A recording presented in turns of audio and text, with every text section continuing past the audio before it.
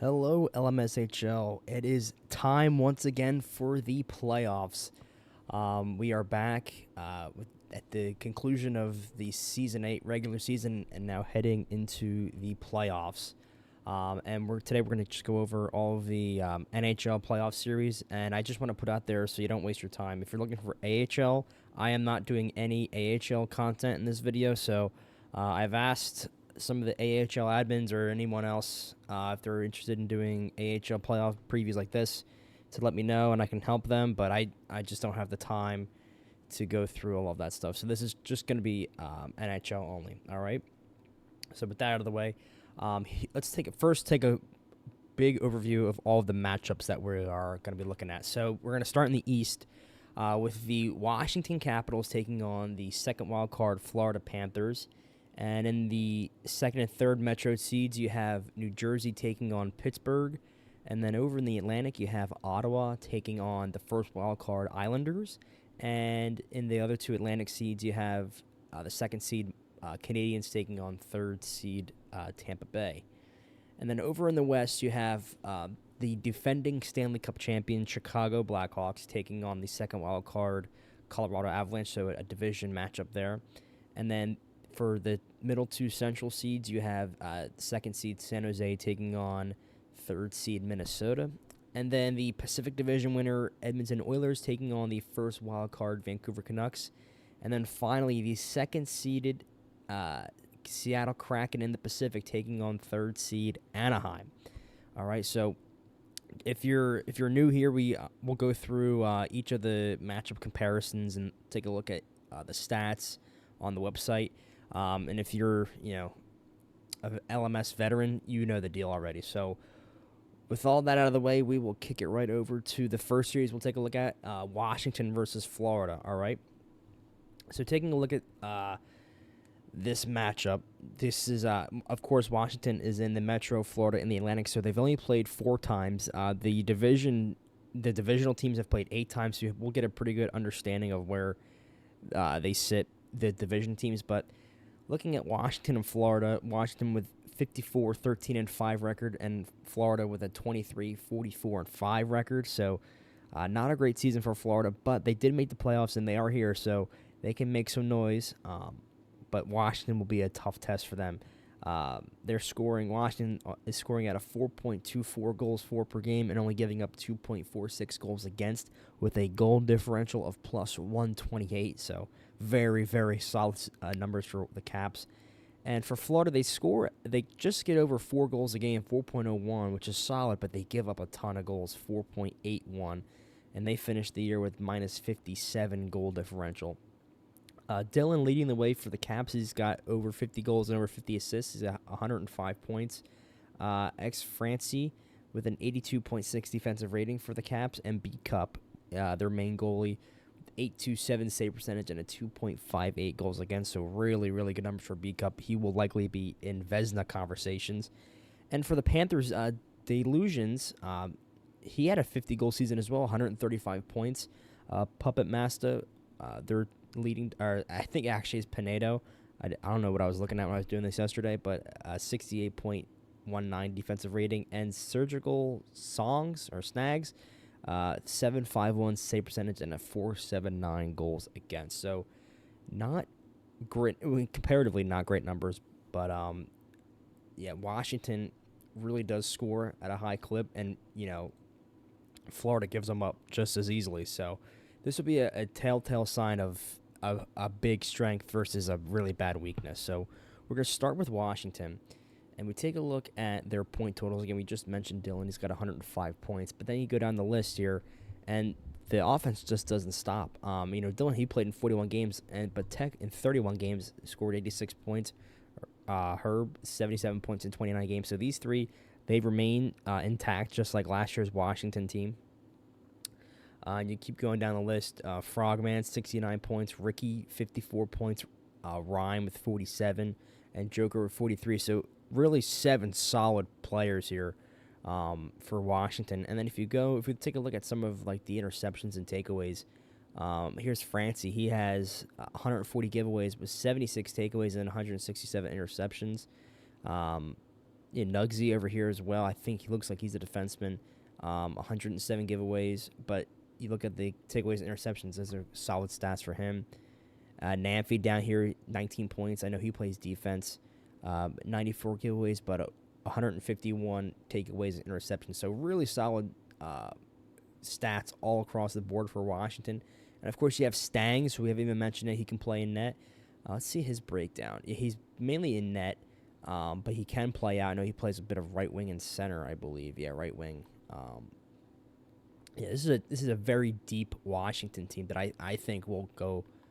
They're poised to make a deep run. But we take a look at the other side for Florida, and Delusions with 135 points, and then you have a pair of 70-point players in Diamond Supply and Applesauce.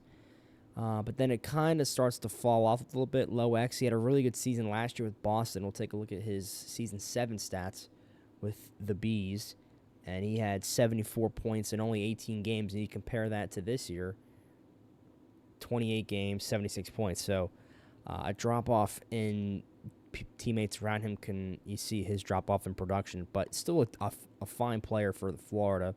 You have Smitty, McGeeshawn, and here's Pinedo as well, who I mentioned just a little bit ago. 167 giveaways, but 97 takeaways and 175 interceptions. Here's Puppet Massa as well. You get on here, some of these guys, they have Pulp down here, who they acquired in a trade from the Islanders. He had a decent season, just over a point per game, 92 giveaways, but really strong takeaways and interceptions here. So they have some players, and I think the most fascinating thing about the Panthers is that they've only used 2 goalies the entire season, which is very impressive. So they have Surgical Snags, who I just mentioned, and then also Rexy down here. He had a 4.96 goals against and a 7.69 save percentage. Overall, I just think that Washington's their high firepower is going to be too much for Florida. I think this is probably a sweep. Florida might be able to take one, like grind one out in overtime maybe, but I think Washington probably takes care of business rather quickly, and I'll say Washington in 4. All right, so not really much more to say on that. So we will just move right along to our second series, which will be the New Jersey Devils taking on the Pittsburgh Penguins. Now, you're looking at their head-to-head. New Jersey won 6 out of the 8. They went 6-1-1. Pittsburgh losing a couple in overtime there. They went 2-4-2. You take a look at their season records. They're pretty similar. New Jersey going 49-20-3 and Pittsburgh going 46-23-3. So they're right there in the Metro. New Jersey, they are scoring at an electric rate, 4.79. Just wait to see some of their player stats. And they give up about 3.58 goals against. So you're going to see a lot of goals when you play the Devils, and whether they're scoring them or giving them up, it's bound to be a high-action game when they play them. But for Pittsburgh, they also score at a pretty high level as well, 4.71. So they're right there, and their goals against is about 3.61. So they're very even in terms of the goals for and against per game. But you take a look at some of the player stats here. Booch, 88 goals, 119 assists for 207 points. Just unbelievable season from him. M-Dog, oh, this is messed up. M-Dog, let me just fix this. There we go. M-Dog, he's a top defender for them, 83.79 defensive rating, and Hogger in net with an 802 save percentage and a 3.27 goals against. So when you have a top guy like Booch, I mean, he's going to be tough to really slow down. But remember, he can only play 3 of the first 6 games in the playoff series. So Pittsburgh is really going to have to rely on trying to shut down that top line, maybe try to steal one, and then focus on winning against their second line. Because you take a look at the Penguins, No Blood with a 100-goal season for 145 points. Ramit on defense with a 79.33 defensive rating. And Pitt Pitcher with an unbelievable 850 save percentage and a 2.21. Like B-Cup, he will also definitely be in Vezina conversations. Those numbers are out of this world for a goalie. So this will be a very interesting matchup for sure. I know the Devils have taken 6 of the 8, but I think in a playoff series, when you're playing each other over and over again, it can be a lot different. So we take a look at the player stats here. So we just talked about Booch, 88 goals in 51 games, 207 points, just unbelievable. You have Snipes down here, 133 points. Pasternak, is he still on the Devils? Okay, I wasn't sure if he got traded. He's got 129 points. Danke they acquired at the deadline. 58 points in 14 games over his entire season. He had 150 points in 46 games, so really good player here. Yames, I think he might have gotten moved. Yeah, he's on the Kings now, so he might have gotten traded for Danke. Ovi, he's got 42 points. Kevin Jamo, I traded him to Minnesota, then he got moved to New Jersey. He had 58 points in 19 games, so a good season from him. And then you go down here, a lot of good depth down here. They do have Char, our sink smasher, who I traded from Seattle. 41 points in 29 games. Really good defensive numbers here, plus 15. And then in the net, you have, again, only 2 goalies. Very impressive. Hogger and Ace in the net for them. So it's going to be tough to slow these guys down. But if one team can, I think Pittsburgh has a decent shot. If you go here to points, I mean, they have just as much firepower as the Devils do. You have 4 guys over 100 points: No Blood, Charms, Snow, Owner Snow, and then GM Snow, Snow KD, all over 100 points. Snow with 40 goals, 80 assists. Charms just an assist shy of 90 for 134 points for him. So really, really strong numbers here. This is a strong Pittsburgh team, no doubt. Big Brown Kid, Swish, Sasquatch, all these guys are really, really solid players. And then, of course, with Pitt Pitcher in the net, with posting these types of numbers, I mean, good luck. So it really is going to come down to New Jersey's offense versus Pittsburgh's, not just their defense, but their ability to keep the puck out of the net, because they do have the players to score, right? But so did the Devils. Now, in terms of who wins this series, I think it's tough because Pittsburgh has really strong depth on their forwards. Like, they have 400-point players, which is very, very impressive. But I just think New Jersey's so top-heavy, and they have so many good players. I think the Devils take it probably in 6 or 7. I'm going to say 6 for the Devils. I think they close it out Thursday night, and they get it done, and they'll have a Friday off. But Pittsburgh, I won't be surprised if they win. But I just think they're going to be overpowered by that New Jersey offense, and but we'll see. It'll be a good series. This will be a really good one to watch. So moving on, we now shift to the Ottawa Senators taking on the New York Islanders. So interestingly enough, Ottawa has had some availability issues. They forfeited a lot of games. They finished the year 49-21-2. And the Islanders, they just kind of miss out on that divisional playoff round. They finished 41-28-3, so they're in the first wild card. So they match up against Ottawa. Now, these teams split the season series 2-2. So the Islanders have shown they can hang right with Ottawa. But the Senators, they can really score. 4.56 goals for per game. And they only give up 2.53. However, this might be a bit misleading because they had so many forfeits. Like, I'm not sure if that really is accurate. They do have a plus 146 goal differential. So we'll see how that really plays in the playoffs here. And for the Islanders, they score not as a high clip, 4.17, and they give up about almost 3.5 goals a game. And they have plus 51 goal differential. Now, they made a big splash at the deadline acquiring Pre-Cut Club from Montreal in a massive move, and we'll get to that Islanders team in just a second. But for Ottawa, we all know their owner cutting corners, 149 points, 100 assists, so again, another strong season from him. They have GB on the back end.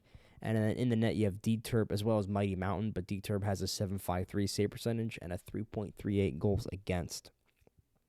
And then for the Islanders, again, you have Pre-Cut Club with 215 points, which is just unbelievable. Just 3 goals shy of 100 goals for the year, 118 assists. You have Sensei with a 79.2 defensive rating, and Metro, who is no stranger to playoff hockey, back in his days with Tampa and Syracuse in the AHL, an 8.29 save percentage and a 2.79 goals against. So this is going to be, I think, my favorite series to follow, just because there's so many high like big names in this series. You have Cotton, you have Muggy, Beazle, 84 points in 19 games. Carlson, 75 points in 24 games. Pelty, 71 points. Prod, 69 points. CJ, 53 points.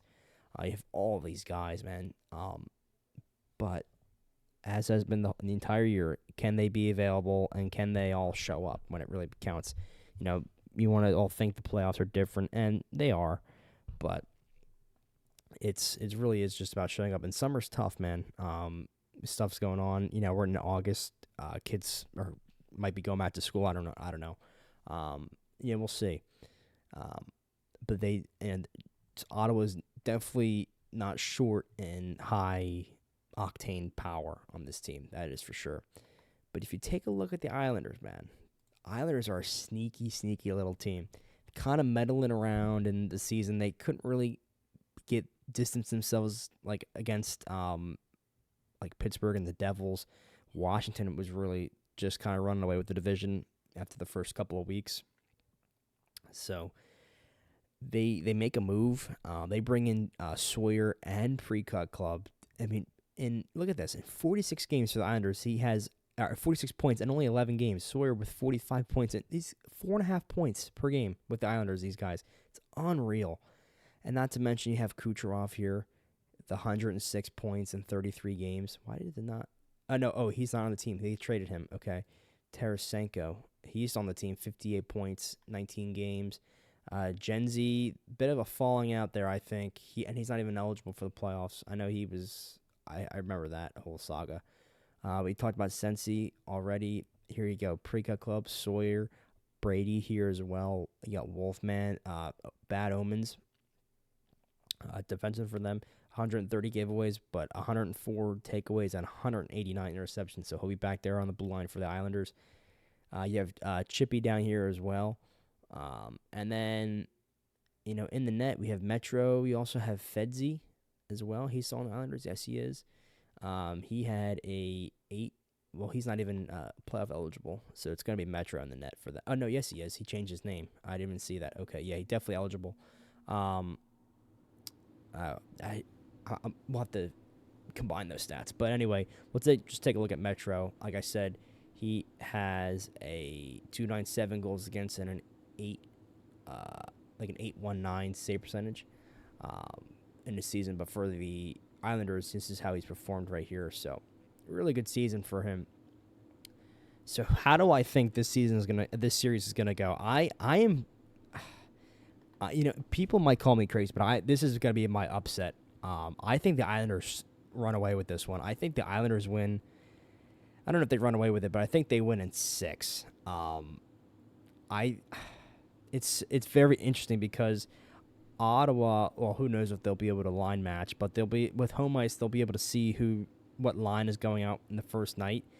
So it'll be interesting to see how they kind of manage that. But I just think Islanders are gonna they made Chippy and Brady made some really good moves at the deadline to acquire some solid pieces, and so I think the Islanders take this one. Ottawa, I don't know. They have a lot of good players, but Cutton can only play 3 games. GB can only play 3 games, and I know same goes for Pre-Cut and Sawyer. But I like the defense for the Islanders. I like the depth that they got. I like the goaltending in Metro. I just think they match up. This is a really tough matchup for Ottawa. I bet they would have much rather played Florida. And for the Capitals, I think Capitals still would have beaten the Islanders, but it would have been a lot tougher than the Panthers. So I do think Ottawa is going to lose this one. I think the Islanders advance to play the Washington Capitals in my bracket. All right, so there's the Eastern Series. Now we will take a look. We'll shift west, and we'll look at the first series is Chicago versus Colorado. So these two division rivals in the Central Division, they played 8 times. Chicago won all 8. Colorado did get 2 of them to overtime, so that's a plus. If they can do that in playoffs, anything can happen, and you just need 1 goal, and that'll really shift the series. Chicago finishing the year 58-11-3. Colorado finishing 29-36-7. But I do think ever since the deadline, last couple of weeks of the year, they've really kind of turned it up a bit. They've been playing some really good hockey. Chicago, I mean, they score at an unbelievable pace, 5.17 goals for per game, just out of this world. They give up 3.14 goals against, and they had a plus 146 goal differential. For the Avs, their big thing is they don't really score that much. 3.36 goals for per game is not going to cut it, and they give up 4.36 goals against. So they have a minus 72 goal differential. So they give up obviously a more like a goal more than they score. So they got to figure that out in the playoffs. For the Blackhawks, they have Stu. Their leading scorer, 56 goals, 86 assists for 142 points. Puddin is 81.54 defensive rating, and Rossler again in net for them, a 7.94 save percentage and a 3.31 goals against. And for the Avs, you have Sports Life with 36 goals and 36 assists for 72 points. You have Maniac Mayo with a 76.07 defensive rating, and Silly Kaiser in net for them with a 7.71 save percentage and a 4.79 goals against. So I know this is definitely a tough matchup for the Avs, no doubt. You look at up and down this lineup. I mean, Stu, Obi, Driz, Voltage, and Scotty. I mean, and the list just keeps going. You have Kuzi, 76 points, Smoke, 67 points, Sauce Boss down here. These top 8 guys are just gonna light you up. Actually, I think Driz might change his name, so he has probably 132 points up there as well. So, just a tough matchup for Colorado, no doubt. Here's Puddin down here as well. And then in the net, you have Rossler and Clay Buckets, who both have give them serviceable goaltending, no doubt. So, again, this is pretty much a similar team. You have all the same core guys that won it last year. Stu, Obi, Driz, Scotty, all these guys. Smoke still owning them. So, this is, I think, we're going to see another deep run for them. And for Colorado, you have some nice players here. Sports, NV Polo, Viper, again, a LMS veteran defenseman. You know exactly what you're going to get with him. Another solid season for him. Jessamy, Walter, all these guys are give nice seasons, but it just doesn't. I don't know. It's just not going to cut it against like a juggernaut in Chicago. Kaiser, I Kill You, both, and Blue Man, is he still with them? Yeah. Again, nice seasons all across the board here, but against like the juggernaut that is Chicago, I just think that they just don't have the firepower to match up well against them. I think they do win a game. I think they don't get swept. I think they lose in 5, but it's just a tough draw for Colorado. But a nice season for Viper and his team. They do have, I know they have picks that they're loading up for next season, so this will be a team to watch come the fall. But I think Chicago right now is the head and shoulders better team, and I think they move on in 5. All right. So moving on now to San Jose versus Minnesota. It's a shame that this is going to be one of these teams is going to be bounced in the first round. Both are very, very good and have had very good seasons. San Jose finishing 42-16-5. Minnesota 35-18-1. Big Cheese kind of having to retool his team from the cap from last season. He's done a very nice job getting his team right back into the playoffs here. And if he, let's just take a look at this real quick. If he was in, he would have won the division if he was in the Pacific by 13 points. So, I mean, just a tough break for him, no doubt. But anyway, he finishes 3rd in the Central. San Jose finishing 2nd, of course. San Jose, man, the name of the game is offense. They score at 4.88 goals for per game, only giving up 3.19. So they have a plus 121 goal differential, and a large part in that is Presti with 83 goals and 109 assists for 192 points. Clamps, one of their first-round picks from this past draft, a very, very good player, 77.67 defensive rating, and V in the net for them, for the Sharks, 8.11 save percentage and 2.93 goals against. For Minnesota, they score just over 4.5 goals per game, giving up under 3.5, 3.44 for them. They have a plus 82 goal differential. Alex Sky's a really good season for him, only 2 goals shy of 100 He had 142 points. Pegasus for the Wild, 75.38 defensive rating. And, of course, Big Cheese in the net with an 809 save percentage and a 3.46 goals against. So we know a lot of big names that are going to be in this series. We take a look at San Jose roster here. I mean, just stars up and down the lineup. You have Pressey, who we just mentioned. J.C. Penn's 140 points in 28 games. Here's O'Clamps. Now, this guy, I wanted to talk about him for just a second. He had 49 games played, which is, that's a lot. 74 assists for 80 points. And the most impressive thing about this is that all of them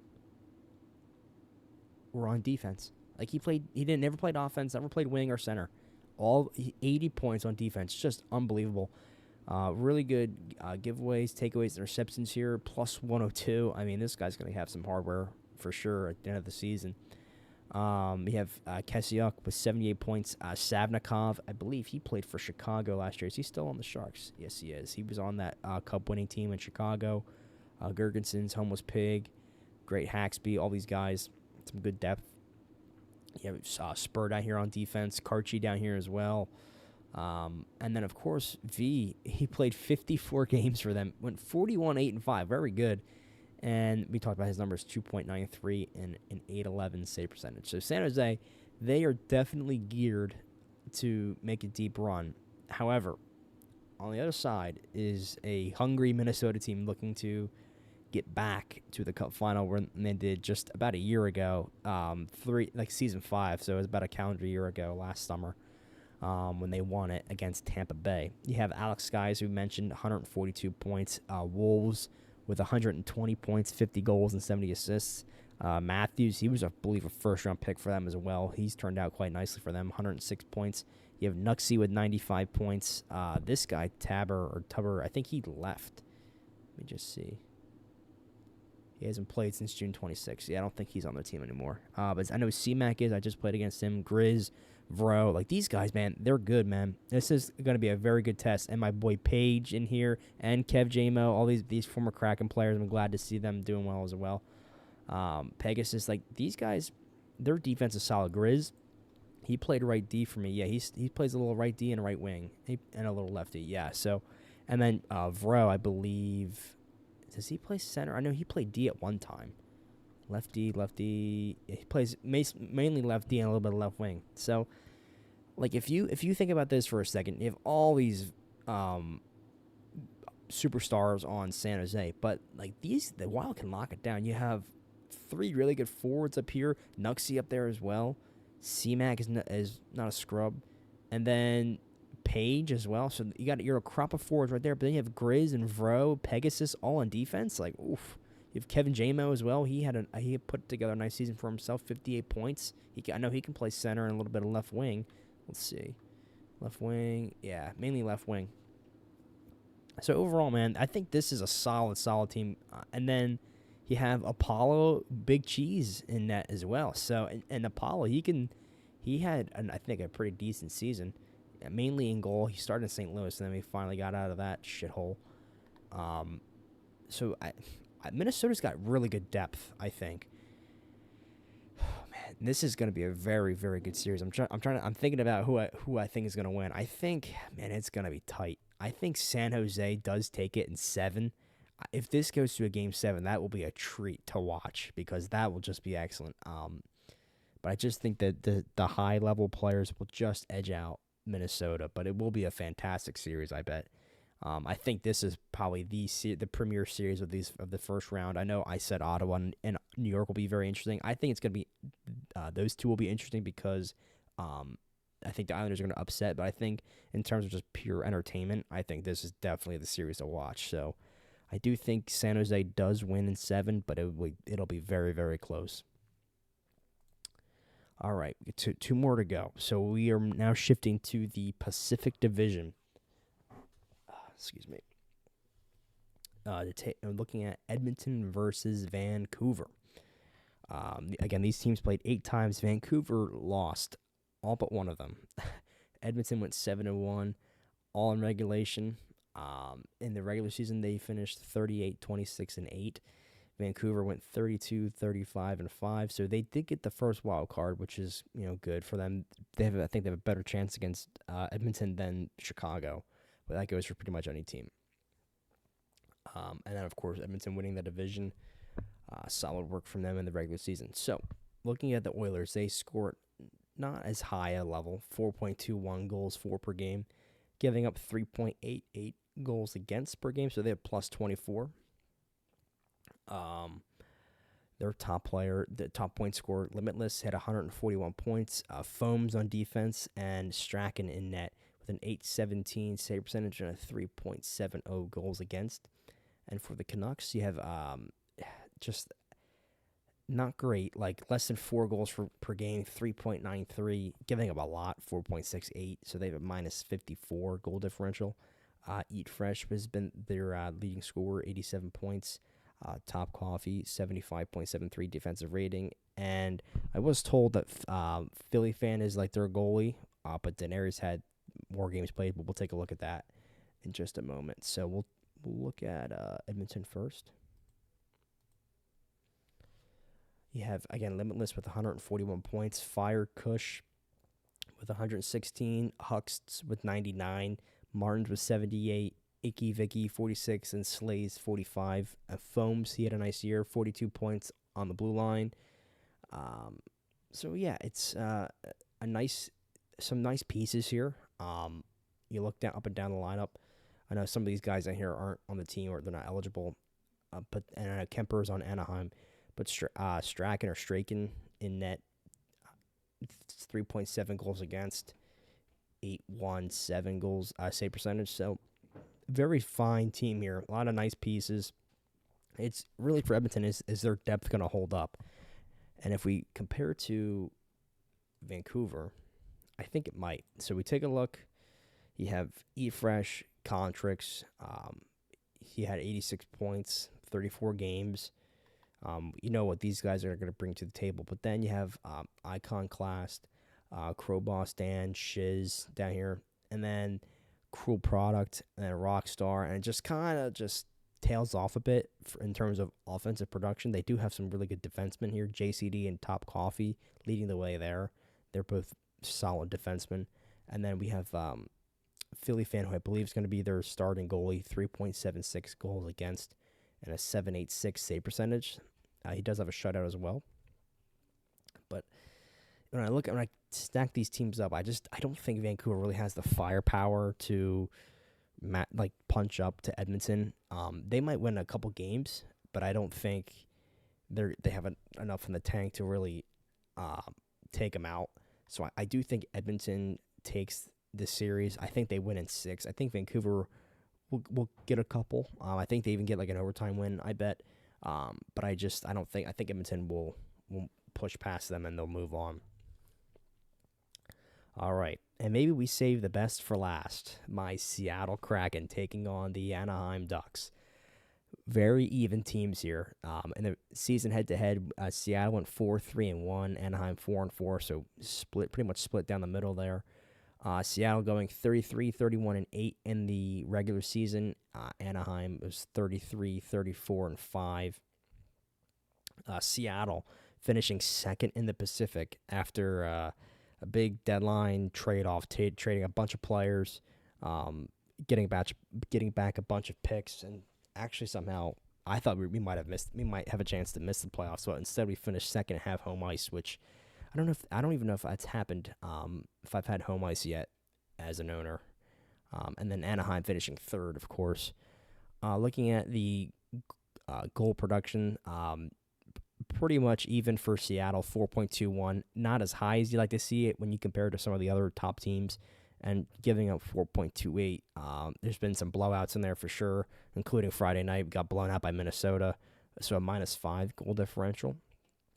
You look at Anaheim, not even at 4 goals per game yet, 3.94, and they give up just over 4.14 for a -14 goal differential. Now, leading scorer for the Kraken, Snake with 81 points, Pastor with a 72 defensive rating, and acquiring Outlaw at the deadline, 802 save percentage and a 3.18 goals against.